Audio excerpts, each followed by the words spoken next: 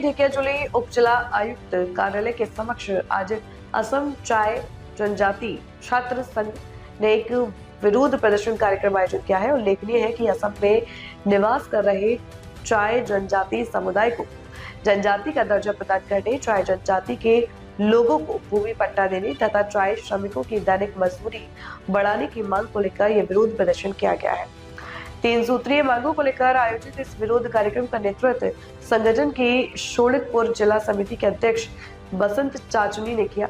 आज के इस कार्यक्रम में संगठन के केंद्रीय संगठनात्मक सचिव उपेंद्र सिंह, ढेकियाजुली आंचलिक समिति के अध्यक्ष गोविंद तांती, सचिन गौतम नाथ, उपाध्यक्ष जावेद हियाल सहित अन्य पदाधिकारी उपस्थित रहे।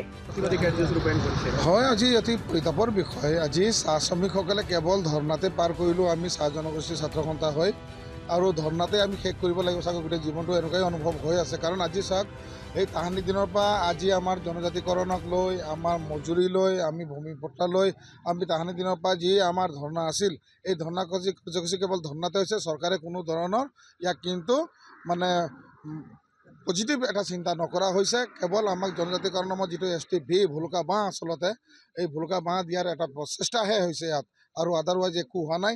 ঠিক তেনেকুৱা যিটো দৈনিক মজুৰি আমাৰ চাহ শ্ৰমিকৰ মজুৰি 250 টকাতে থাকিল, হেৰিও আগ নাবাঢ়িল। আৰু আমাৰ দেখা গ'ল মাটিৰ পট্টাৰ নামত এই যে এনেকুৱা পঞ্চায়ত ইলেকশ্যনৰ আগে আগে যেনেকুৱা অৰুণোদয়ৰ ফৰ্মবিলাক মানে বিতৰণ কৰিলে, ঠিক তেনেকুৱা এতিয়া দেখা পাইছোঁ যে বিধানসভা ইলেকশ্যনৰ আগে আগে আজি মাটিৰ পট্টাৰ ফৰ্ম বিতৰণ হৈ আছে। কিন্তু এই কাৰ্যকৰীকৰণ নহ'ব, এইটো আমি খাটাং জানো।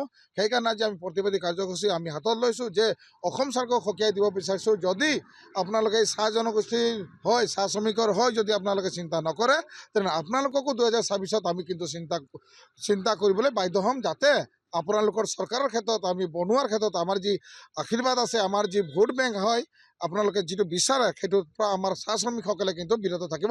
এইটো খাটাং। আজি আমাৰ ঢেকিয়াজুলি সময় জিলাত আমি একত্ৰিত হৈছোঁ। একমাত্ৰ আমাৰ 3টা যি দাবী আছিলে, সেই দাবীখিনি পূৰণ কৰাৰ ক্ষেত্ৰত। আৰু আজি অল অসমতে এই ধৰ্ণা কাৰ্যসূচী চলি আছে।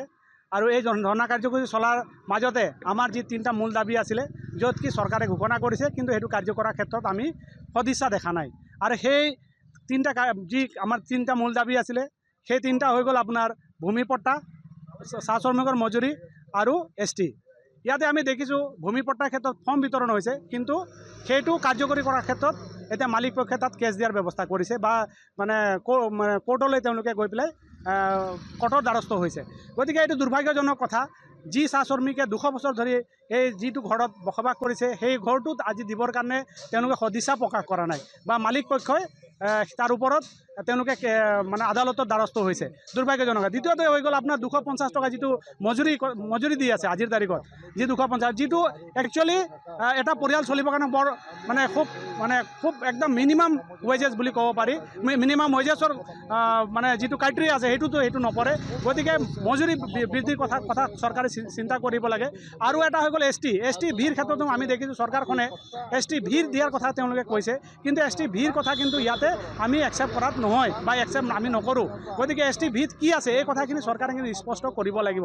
গতিকে ইলেকশ্যন যেতিয়া আহে, তেতিয়া চৰকাৰে ঘোষণা কৰিব, আৰু ইলেকশ্যন পাৰ হৈ যোৱাৰ পিছত সেইখিনি কাৰ্যকৰী নহয়। গতিকে আমি অসম চাহ জনজাতি ছাত্ৰ সন্থাই সদায় দাবী কৰি আহিছোঁ যে যি কৰিব লগা আছে, অধিসূচনা জাৰি কৰাৰ আগতে আমাৰ মানুহখিনিক যিখিনি প্ৰাপ্য, আমি যাৰ কাৰণে আন্দোলন ইমান দিন কৰিছোঁ, এইখিনি কাৰ্যকৰী কৰক, দিয়াৰ ব্যৱস্থা কৰক। আৰু অন্যথা তেওঁলোকৰ বিপক্ষে যে আমাৰ চাহ জনগোষ্ঠী লোকসকল যে বিপক্ষে যে ভোট দিব, এই কথাখিনি তেওঁলোকে মনত ভাবি লওক। আৰু এটা কথা মই সদায় শুনিছোঁ, বা সদায় বিজেপি গভৰ্ণমেণ্টৰ যিখিনি মুখ্যমন্ত্ৰীয়ে হওক, মুখ্যমন্ত্ৰী মহোদয়ে হওক, বাকী যিখিনি মন্ত্ৰী আছে, তেওঁলোকে সদায় কৈ থাকে কি যে কংগ্ৰেছে 70 বছৰলৈকে আমাক ঠগাইছে। কিন্তু ঠিক আছে, কংগ্ৰেছে 70 বছৰলৈকে ঠগালে, কিন্তু তেওঁলোকতো 15 বছৰ আমাক ঠগাই পেলাই পাৰ কৰিছে। আমাৰ যিখিনি মূল দাবী আছিলে, সেইখিনি দিয়াৰ ক্ষেত্ৰত তেওঁলোকে মানে সদিচ্ছা প্ৰকাশ কৰা নাই। গতিকে মই অনুৰোধ জনাইছোঁ আৰু দাবী জনাইছোঁ, অসম চাহ জনজাতি ছাত্ৰ সন্থা মজিয়াৰ পৰা দাবী জনাইছোঁ যে তেওঁলোকৰ যিখিনি ঘোষণা কৰিছে, সেইখিনি কাৰ্য কৰাৰ ব্যৱস্থা কৰক। নহ'লে অসমৰ চাহ জনগোষ্ঠী চবতকৈ বেছি ভোটাৰ, আৰু তেওঁলোকে 2026ত তেওঁলোকৰ বিজেপিৰ বিপক্ষে তেওঁলোকে চিন্তা কৰিবৰ কাৰণে বাধ্য হ'ব।